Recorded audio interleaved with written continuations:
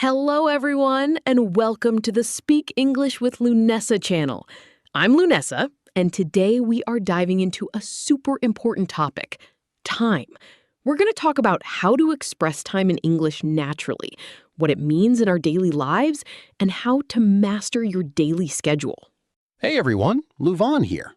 Time is something we deal with constantly. Morning, afternoon, evening, and night. We look at the clock all day long, but we don't always stop to think about the best ways to talk about it in conversation. So true, Louvain. Today, we're going to share our personal daily routines when we wake up, eat, work, and relax. Let's start with your day, Louvain. Are you an early bird? What time do you usually wake up? Oh, definitely not an early bird. I usually drag myself out of bed at 7 a.m. I check my phone first, hit the snooze button once or twice, and then finally get up. How about you, Lunessa? I'm the opposite.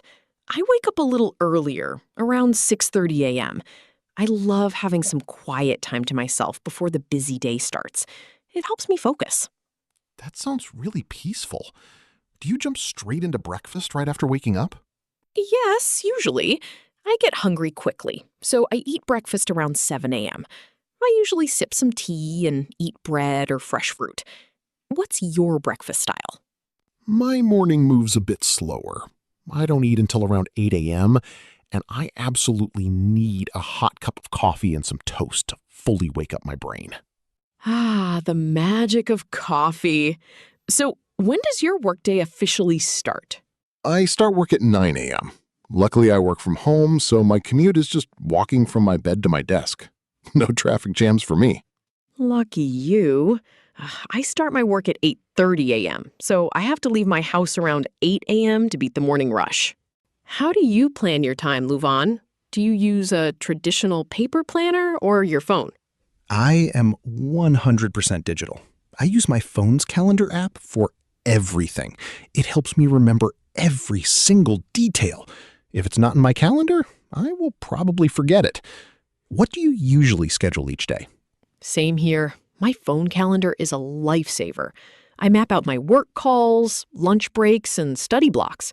For example, a typical day for me involves a meeting at 10 a.m., lunch at 1 p.m., and studying English at 6 p.m. That is a very solid, disciplined routine. Now, let's talk about a big topic: punctuality. Do you think being on time is important? Oh, absolutely. Being on time shows respect for other people. If you're late, you're making others waste their time waiting for you, which isn't very polite. I completely agree. I always try to arrive 5 or 10 minutes early, just to be safe. Me too. In my country, punctuality is deeply valued. Being late can cause real issues, especially for work meetings or school. Definitely. Let's look at how we talk about time, using grammar, specifically the past, present, and future. Let's use yesterday, today, and tomorrow. Louvain, give us your examples. Sure. Yesterday, I worked from home all day. Today, I'm recording this awesome podcast with you. Tomorrow, I will go shopping. Perfect.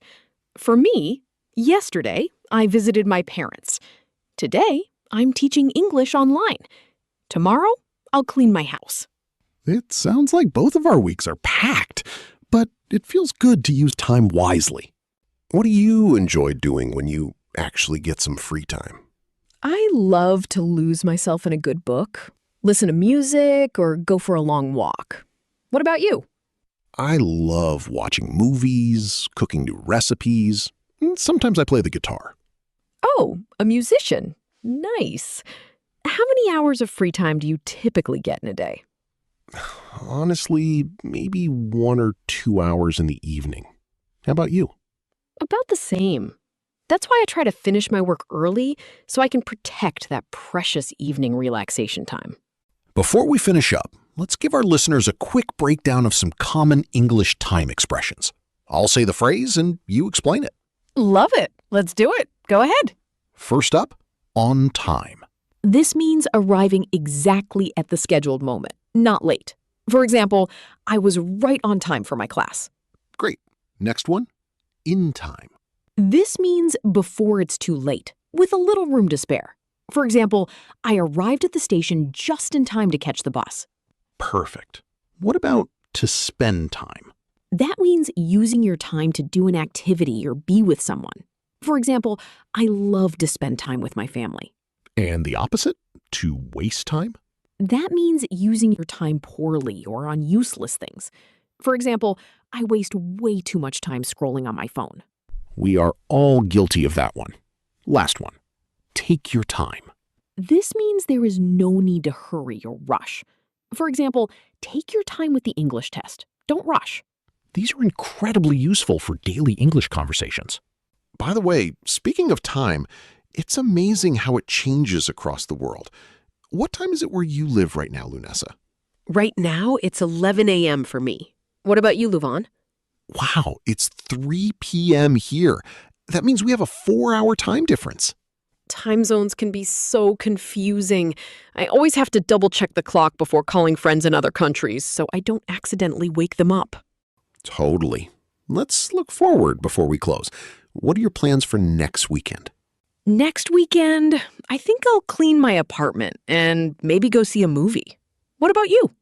I'm going to visit my cousin. We're planning to hang out at a park and have lunch together. That sounds lovely. What time do you usually wake up on the weekends? Around 9 a.m. because I love to completely skip the morning rush. Same here. Slow weekend mornings are the absolute best. So, looking back at our chat, Luvan, would you say you're good at time management? Honestly, sometimes yes, sometimes no. I try my best to plan, but I still occasionally forget small details. It's a work in progress. Don't worry, that happens to everyone. I find that making a daily list keeps me organized and helps me use my time much better. That's a smart strategy. How do you manage your time when your schedule gets completely overwhelming? I focus on just one thing at a time and force myself to take short breaks. It keeps me from feeling too tired or overwhelmed. That is fantastic advice. Today we covered a lot. How we use time, how to say it, common expressions, and how to manage it. We truly hope all of our listeners learn some useful new vocabulary and phrases today. Remember, consistency is key. Practice saying the time in English throughout your day. Talk about your own schedule out loud and keep listening to natural English conversations. Thank you so much for hanging out with us today on the Speak English with Lunessa channel. We will see you all in the very next episode. Goodbye, everyone. Take care.